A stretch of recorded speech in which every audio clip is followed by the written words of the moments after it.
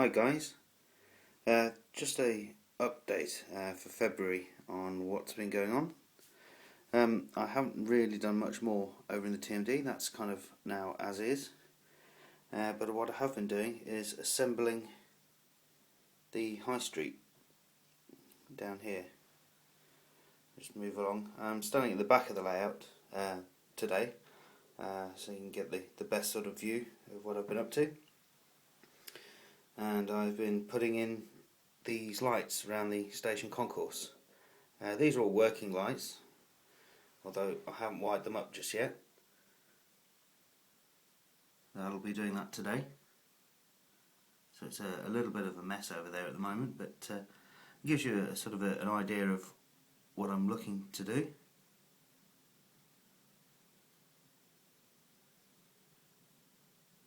And we've got a scene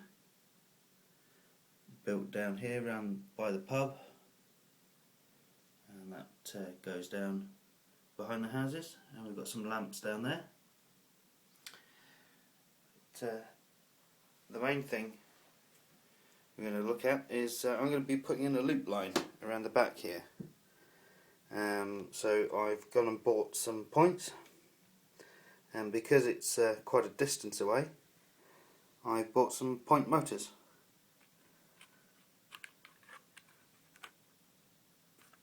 The PL10Es. It's got quite a bit of baseboard to get through.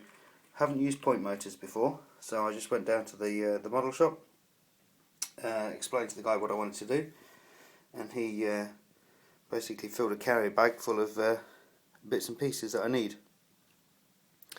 So the point motor is going to go underneath the baseboard with the pin coming through to operate the point. So I needed the mounting brackets, which come in packs of 5, and that cost me £2.80 for those 5. The point motors I think were £11 each. He told me I also need a capacitor discharge unit because I'm operating a couple of points. So this came in at £14. I've got a switch box. So this is just the Pico one. Can't remember how much this one was. I think it was £6. So that's a passing contact switch in there, and I went for this style so I can just keep adding to it.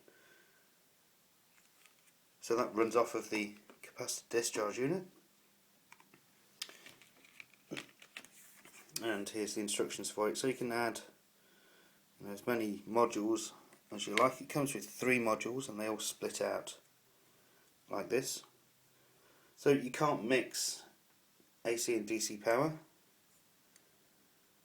So all of the power coming out of the capacitor discharge unit will be 16 volts AC. So that'll be for points. And I'm going to go and get another one of those units so we can run these. And this is just a basic on-off switch, and that's going to operate the lights. So that'll be 12 volts, so I can't mix the two together.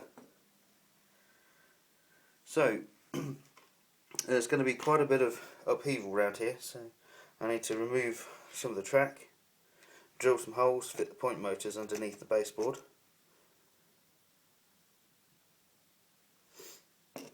get these all lined up.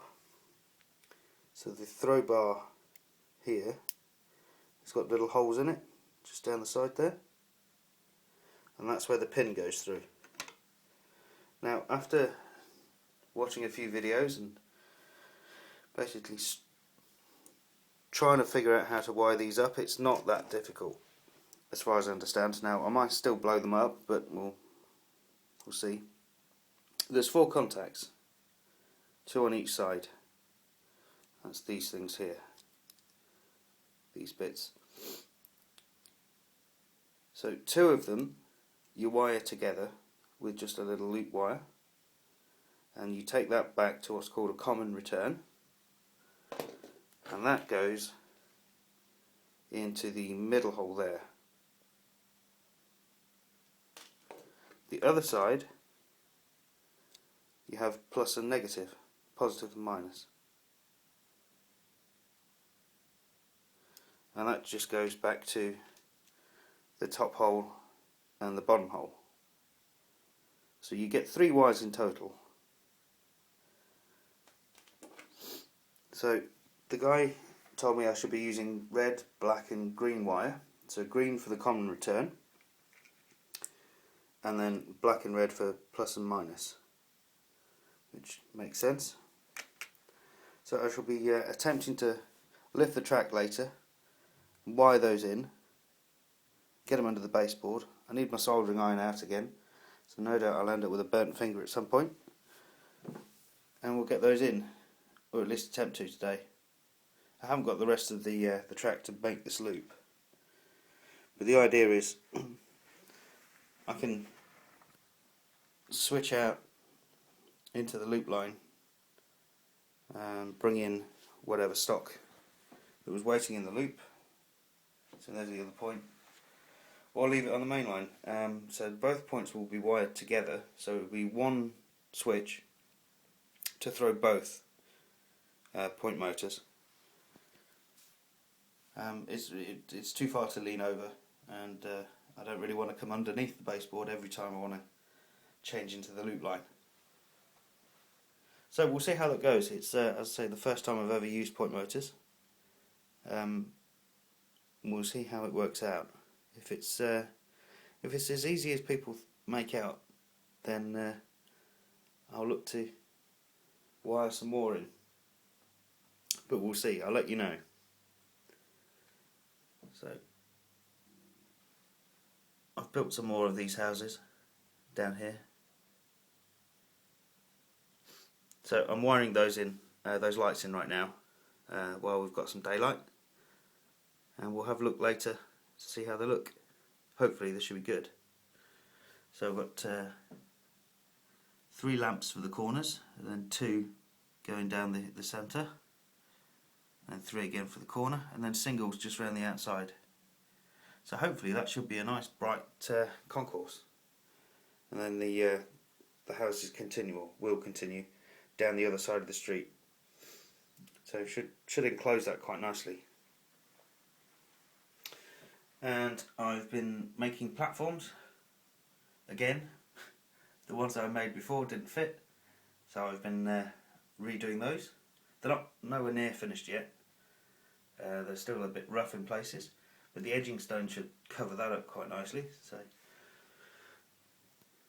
So that's continuing. So the station's coming to life, and I don't really can see, but just there. Oh no. Well, I've got a ground signal, which is going to go in over here somewhere. That's just a red and green signal, so that needs an on-on switch. So that'll go in this spare bay, and that'll be DC. So it can go with the other switch. So that's an on-off switch. The on-on switch goes together with it and can run off the same DC feed.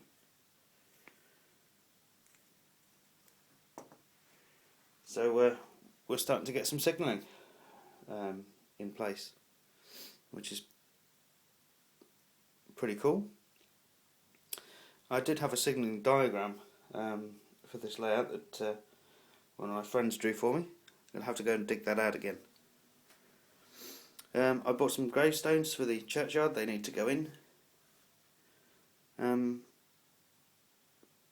New locos. I've got a new class 60 over there. I'll show you that another day. Needs weathering up. That's pretty much it for now. So I'll come back later on today with all these lights all working, and hopefully some nice holes drilled for point motors when I've lifted this line up. So it's a good job I didn't ballast around the back here. Right, I'll talk to you later. Bye bye.